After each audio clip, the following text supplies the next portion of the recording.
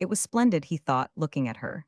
She had redeemed herself for all that she had lacked, rising up at last, true woman, superior to the iron rule of bourgeois convention. It was splendid, magnificent, desperate, and yet what was the matter with him? He was not thrilled nor stirred by what she had done. It was splendid and magnificent only intellectually. In what should have been a moment of fire, he coldly appraised her. His heart was untouched. He was unaware of any desire for her. Again he remembered Lizzie's words. "I am sick, very sick," he said with a despairing gesture. "How sick I did not know till now. Something has gone out of me. I have always been unafraid of life, but I never dreamed of being sated with life. Life has so filled me that I am empty of any desire for anything. If there were room, I should want you now. You see how sick I am." He leaned his head back and closed his eyes.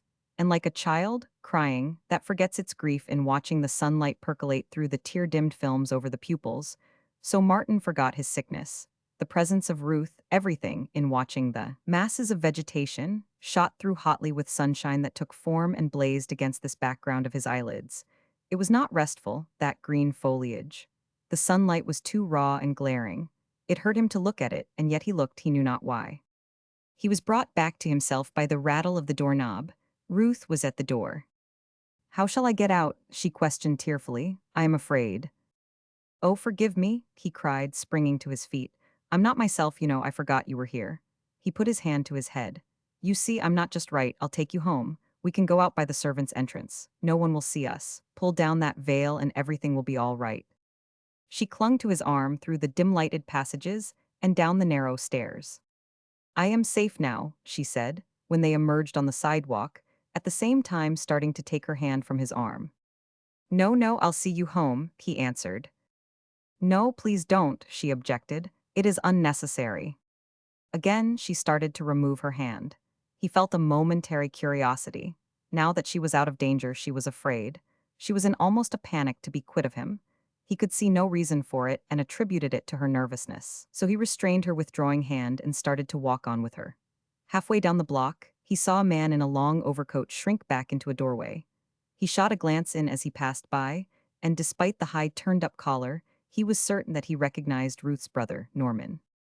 During the walk, Ruth and Martin held little conversation. She was stunned.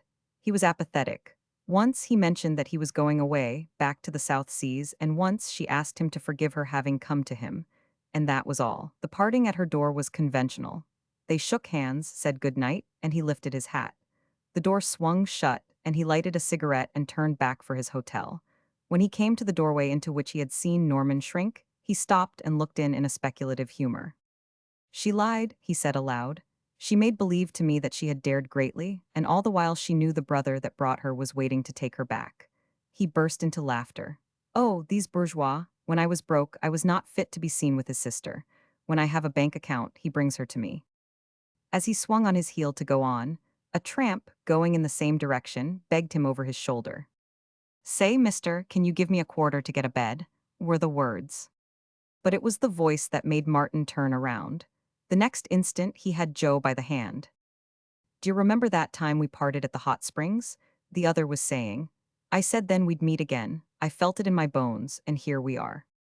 "You're looking good," Martin said admiringly, "and you've put on weight." "I sure have." Joe's face was beaming. "I never knew what it was to live till I hit Hobbin. I'm 30 pounds heavier and feel tip-top all the time.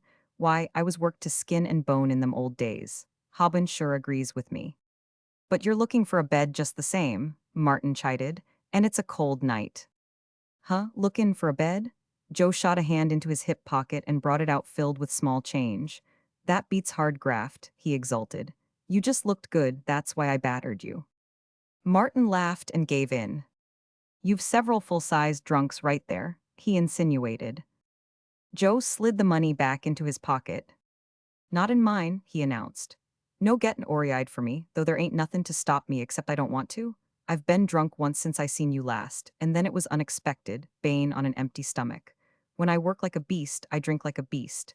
When I live like a man, I drink like a man. A jolt now and again when I feel like it, and that's all." Martin arranged to meet him next day and went on to the hotel. He paused in the office to look up steamer sailings. The Mariposa sailed for Tahiti in 5 days. "Telephone over tomorrow and reserve a stateroom for me," he told the clerk. "No deck stateroom, but down below on the weather side, The port side, remember that, the port side. You'd better write it down. Once in his room, he got into bed and slipped off to sleep as gently as a child. The occurrences of the evening had made no impression on him. His mind was dead to impressions. The glow of warmth with which he met Joe had been most fleeting. The succeeding minute he had been bothered by the ex-laundryman's presence and by the compulsion of conversation. That in 5 more days he sailed for his loved South Seas meant nothing to him. So he closed his eyes and slept normally and comfortably for 8 uninterrupted hours. He was not restless. He did not change his position, nor did he dream. Sleep had become to him oblivion, and each day that he awoke with regret. Life worried and bored him, and time was a vexation. Chapter 46. "Say, Joe," was his greeting to his old-time working mate next morning. "There's a Frenchman out on 28th Street. He's made a pot of money, and he's going back to France. It's a dandy, well-appointed, small steam laundry. There's a start for you if you want to settle down. Here, take this, buy some clothes with it and be at this man's office by 10 o'clock. He looked up the laundry for me and he'll take you out and show you around. If you like it and think it is worth the price, 12,000, let me know and it is yours. Now run along, I'm busy, I'll see you later." "Now look here, Mart," the other said slowly, with kindling anger. "I come here this mornin' to see you. Sav, I didn't come here to get no laundry. I come here for a talk for old friend's sake and you shove a laundry at me. I tell you what you can do. You can take that laundry and go to hell." He was out of the room when Martin caught him and whirled him around. "Now look here, Joe," he said. "If you act that way, I'll punch your head, and for old friend's sake I'll punch it hard. Sav, you will you?" Joe had clinched and attempted to throw him, and he was twisting and writhing out of the advantage of the other's hold. They reeled about the room, locked in each other's arms, and came down with a crash across the splintered wreckage of a wicker chair. Joe was underneath, with arms spread out and held, and with Martin's knee on his chest. He was panting and gasping for breath when Martin released him. "Now we'll talk a moment," Martin said. "You can't get fresh with me. I want that laundry business finished first of all. Then you can come back and we'll talk for old sake's sake. I told you I was busy, look at that." A servant had just come in with the morning mail, a great mass of letters and magazines. "How can I wade through that and talk with you? You go and fix up that laundry, and then we'll get together." "All right," Joe admitted reluctantly. "I thought you was turnin' me down, but I guess I was mistaken. But you can't lick me, Mart, in a stand-up fight. I've got the reach on you." "We'll put on the gloves sometime and see," Martin said with a smile. "Sure, as soon as I get that laundry going." Joe extended his arm. "You see that reach? It'll make you go a few."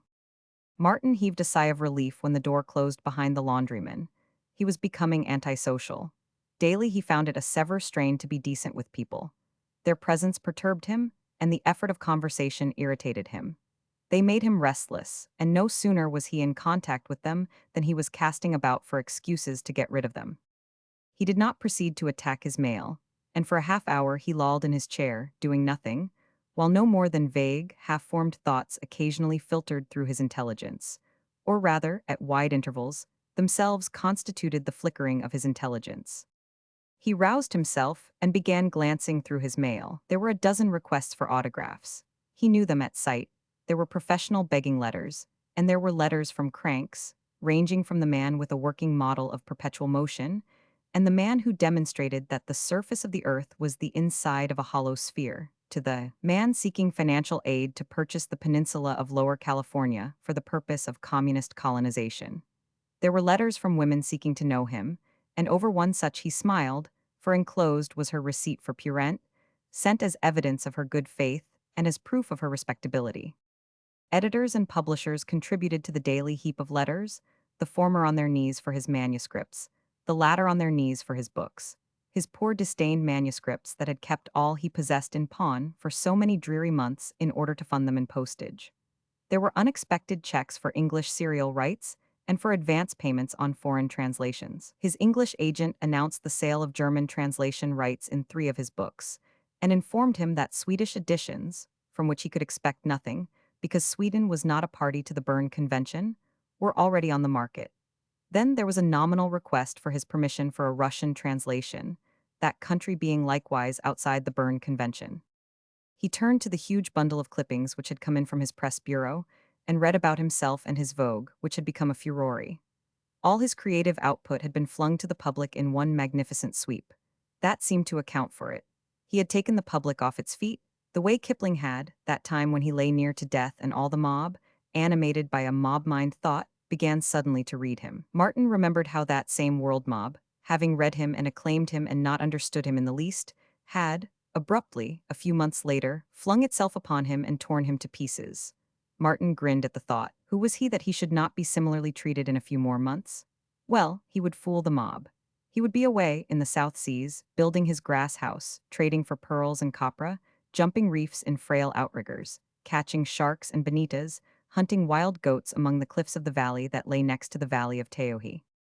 In the moment of that thought, the desperateness of his situation dawned upon him. He saw, clear-eyed, that he was in the valley of the shadow. All the life that was in him was fading, fainting, making toward death. He realized how much he slept and how much he desired to sleep. Of old, he had hated sleep. It had robbed him of precious moments of living. 4 hours of sleep in the 24 had meant being robbed of 4 hours of life. How he had grudged sleep? Now it was life he grudged. Life was not good, its taste in his mouth was without tang and bitter. This was his peril. Life that did not yearn toward life was in fair way toward ceasing. Some remote instinct for preservation stirred in him, and he knew he must get away. He glanced about the room, and the thought of packing was burdensome. Perhaps it would be better to leave that to the last. In the meantime, he might be getting an outfit. He put on his hat and went out, stopping in at a gun store, where he spent the remainder of the morning buying automatic rifles, ammunition, and fishing tackle. Fashions changed in trading, and he knew he would have to wait till he reached Tahiti before ordering his trade goods. They could come up from Australia anyway. This solution was a source of pleasure. He had avoided doing something, and the doing of anything just now was unpleasant. He went back to the hotel gladly, with a feeling of satisfaction in that the comfortable Morris chair was waiting for him, and he groaned inwardly, on entering his room, at sight of Joe in the Morris chair. Joe was delighted with the laundry. Everything was settled, and he would enter into possession next day. Martin lay on the bed, with closed eyes, while the other talked on. Martin's thoughts were far away, so far away that he was rarely aware that he was thinking. It was only by an effort that he occasionally responded. And yet this was Joe, whom he had always liked. But Joe was too keen with life. The boisterous impact of it on Martin's jaded mind was a hurt. It was an aching probe to his tired sensitiveness. When Joe reminded him that sometime in the future they were going to put on the gloves together, he could almost have screamed. "Remember, Joe, you're to run the laundry according to those old rules you used to lay down at Shelley Hot Springs," he said. "No overworking, no working at night, and no children at the Mangles, no children anywhere, and a fair wage." Joe nodded and pulled out a notebook. "Look at here, I was workin' out them rules before breakfast this AM, what d'ye think of them?" He read them aloud, and Martin approved, worrying at the same time as to when Joe would take himself off. It was late afternoon when he awoke. Slowly, the fact of life came back to him. He glanced about the room. Joe had evidently stolen away after he had dozed off. That was considerate of Joe, he thought. Then he closed his eyes and slept again. In the days that followed, Joe was too busy organizing and taking hold of the laundry to bother him much. And it was not until the day before sailing that the newspapers made the announcement that he had taken passage on the Mariposa. Once, when the instinct of preservation fluttered, he went to a doctor and underwent a searching physical examination. Nothing could be found the matter with him. His heart and lungs were pronounced magnificent. Every organ, so far as the doctor could know, was normal and was working normally. "There is nothing the matter with you, Mr. Eden," he said. "Positively nothing the matter with you. You are in the pink of condition. Candidly, I envy your health. It is superb. Look at that chest. There, and in your stomach, lies the secret of your remarkable constitution. Physically, you are a man in 1,000, in 10,000. Barring accidents, you should live to be 100. And Martin knew that Lizzie's diagnosis had been correct. Physically, he was all right. It was his think machine that had gone wrong, and there was no cure for that except to get away to the South Seas. The trouble was that now, on the verge of departure, he had no desire to go. The South Seas charmed him no more than did bourgeois civilization. There was no zest in the thought of departure, while the act of departure appalled him as a weariness of the flesh. He would have felt better if he were already on board and gone. The last day was a sore trial. Having read of his sailing in the morning papers, Bernard Higginbotham, Gertrude, and all the family came to say goodbye, as did Hermann von Schmidt and Marion. Then there was business to be transacted, bills to be paid, and everlasting reporters to be endured. He said goodbye to Lizzie Connolly, abruptly, at the entrance to night school, and hurried away. At the hotel he found Joe, too busy all day with the laundry to have come to him earlier. It was the last straw, but Martin gripped the arms of his chair and talked and listened for half an hour. You know, Joe, he said, that you are not tied down to that laundry. There are no strings on it. You can sell it any time and blow the money. Anytime you get sick of it and want to hit the road, just pull out. Do what will make you the happiest. Joe shook his head. No more road in mine, thank you kindly. Hobbin's all right, exceptin' for one thing, the girls. I can't help it, but I'm a ladies' man. I can't get along without 'em, and you've got to get along without 'em when you're hobbin'. The times I've passed by houses where dances and parties was goin' on, and heard the women laugh, and saw their white dresses and smiling faces through the windows, gee, I tell you the moments was plain hell. I like dancin' and picnics, and walking in the moonlight, and all the rest too well. Me for the laundry and a good front, with big iron dollars clinkin' in my jeans. I seen a girl already just yesterday, and dinno I'm feelin' already I'd just as soon marry her as not. I've been whistlin' all day at the thought of it. She's a beaut with the kindest eyes and softest voice you ever heard. Me for her, you can stack on that. Say, why don't you get married with all this money to burn? You could get the finest girl in the land. Martin shook his head with a smile, but in his secret heart, he was wondering why any man wanted to marry. It seemed an amazing and incomprehensible thing. From the deck of the Mariposa, at the sailing hour, he saw Lizzie Connolly hiding in the skirts of the crowd on the wharf. Take her with you, came the thought. It is easy to be kind, she will be supremely happy. It was almost a temptation one moment, and the succeeding moment it became a terror. He was in a panic at the thought of it. His tired soul cried out in protest. He turned away from the rail with a groan, muttering, Man, you are too sick, you are too sick. He fled to his stateroom, where he lurked until the steamer was clear of the dock. In the dining saloon, at luncheon, he found himself in the place of honor at the captain's right, and he was not long in discovering that he was the great man on board. But no more unsatisfactory great man ever sailed on a ship. He spent the afternoon in a deck chair, with closed eyes, dozing brokenly most of the time, and in the evening went early to bed. After the second day, recovered from seasickness, the full passenger list was in evidence, and the more he saw of the passengers, the more he disliked them. Yet he knew that he did them injustice. They were good and kindly people. He forced himself to acknowledge, and in the moment of acknowledgement he qualified. Good and kindly like all the bourgeoisie, with all the psychological cramp and intellectual futility of their kind, they bored him when they talked with him. Their little superficial minds were so filled with emptiness, while the boisterous high spirits and the excessive energy of the younger people shocked him. They were never quiet, ceaselessly playing deck quoits, tossing rings, promenading, or rushing to the rail with loud cries to watch the leaping porpoises and the first schools of flying fish. He slept much. After breakfast, he sought his deck chair with a magazine he never finished. The printed pages tired him. He puzzled that men found so much to write about, and, puzzling, dozed in his chair. When the gong awoke him for luncheon, he was irritated that he must awaken. There was no satisfaction in being awake. Once, he tried to arouse himself from his lethargy, and went forward into the forecastle with the sailors. But the breed of sailors seemed to have changed since the days he had lived in the forecastle. He could find no kinship with these stolid-faced, ox-minded bestial creatures. He was in despair. Up above nobody had wanted Martin Eden for his own sake, and he could not go back to those of his own class who had wanted him in the past. He did not want them.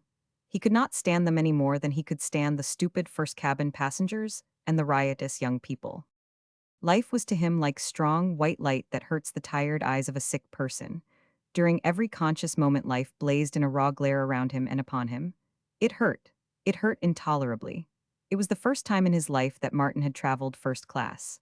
On ships at sea he had always been in the forecastle, the steerage, or in the black depths of the coal hold, passing coal. In those days, climbing up the iron ladders out the pit of stifling heat, he had often caught glimpses of the passengers, in cool white, doing nothing but enjoy themselves. Under awnings spread to keep the sun and wind away from them, with subservient stewards taking care of their every want and whim, and it had seemed to him that the realm in which they moved and had their being was nothing else than paradise. Well, here he was, the great man on board, in the midmost center of it, sitting at the captain's right hand, and yet vainly harking back to forecastle and stokehole in quest of the paradise he had lost.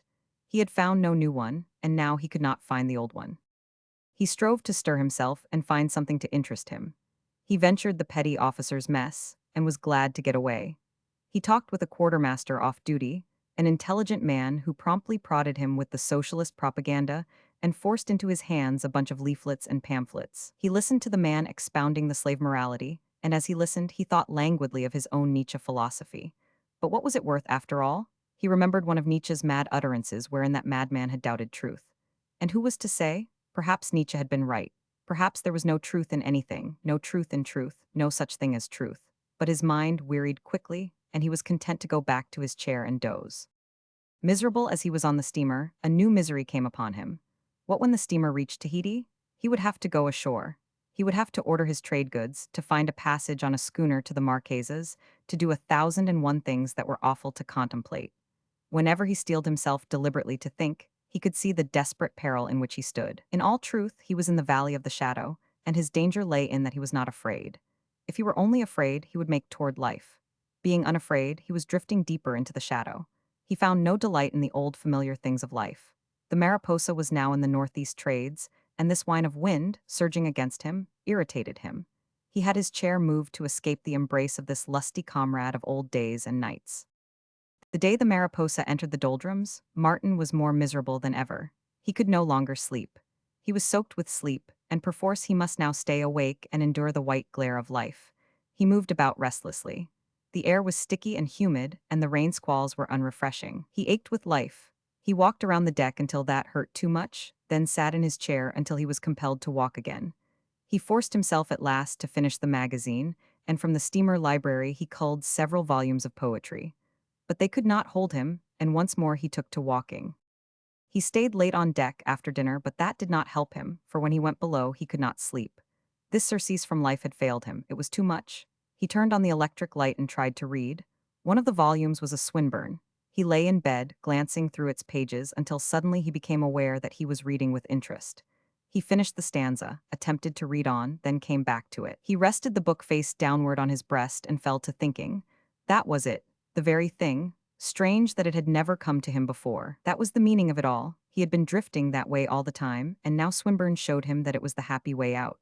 He wanted rest, and here was rest awaiting him. He glanced at the open porthole. Yes, it was large enough. For the first time in weeks he felt happy. At last he had discovered the cure of his ill. He picked up the book and read the stanzas slowly aloud. From too much love of living, from hope and fear set free, we thank with brief thanksgiving, whatever gods may be, that no life lives forever, that dead men rise up never, that even the weariest river wins somewhere safe to see. He looked again at the open port.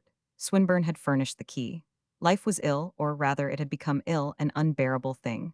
That dead men rise up never. That line stirred him with a profound feeling of gratitude. It was the one beneficent thing in the universe. When life became an aching weariness, death was ready to soothe away to everlasting sleep. But what was he waiting for? It was time to go. He arose and thrust his head out the porthole, looking down into the milky wash. The Mariposa was deeply loaded, and hanging by his hands, his feet would be in the water. He could slip in noiselessly. No one would hear. A smother of spray dashed up, wetting his face. It tasted salt on his lips, and the taste was good. He wondered if he ought to write a swan song, but laughed the thought away. There was no time. He was too impatient to be gone. Turning off the light in his room so that it might not betray him, he went out the porthole feet first. His shoulders stuck, and he forced himself back so as to try it with one arm down by his side. A roll of the steamer aided him, and he was through, hanging by his hands. When his feet touched the sea, he let go. He was in a milky froth of water. The side of the Mariposa rushed past him like a dark wall, broken here and there by lighted ports. She was certainly making time. Almost before he knew it, he was astern, swimming gently on the foam-crackling surface. A bonita struck at his white body, and he laughed aloud. It had taken a piece out, and the sting of it reminded him of why he was there. In the work to do, he had forgotten the purpose of it. The lights of the Mariposa were growing dim in the distance, and there he was, swimming confidently, as though it were his intention to make for the nearest land 1,000 miles or so away. It was the automatic instinct to live. He ceased swimming, but the moment he felt the water rising above his mouth, the hand struck out sharply with a lifting movement. The will to live was his thought, and the thought was accompanied by a sneer. Well, he had will, will strong enough that with one last exertion it could destroy itself and cease to be. He changed his position to a vertical one. He glanced up at the quiet stars, at the same time emptying his lungs of air. With swift, vigorous propulsion of hands and feet, He lifted his shoulders and half his chest out of water. This was to gain impetus for the descent. Then he let himself go and sank without movement, a white statue, into the sea. He breathed in the water deeply, deliberately, after the manner of a man taking an anesthetic. When he strangled, quite involuntarily, his arms and legs clawed the water and drove him up to the surface and into the clear sight of the stars. The will to live, he thought disdainfully, vainly endeavoring not to breathe the air into his bursting lungs. Well, he would have to try a new way. He filled his lungs with air, filled them full. This supply would take him far down. He turned over and went down headfirst, swimming with all his strength and all his will. Deeper and deeper he went. His eyes were open, and he watched the ghostly, phosphorescent trails of the darting bonita. As he swam, he hoped that they would not strike at him, for it might snap the tension of his will. But they did not strike, and he found time to be grateful for this last kindness of life.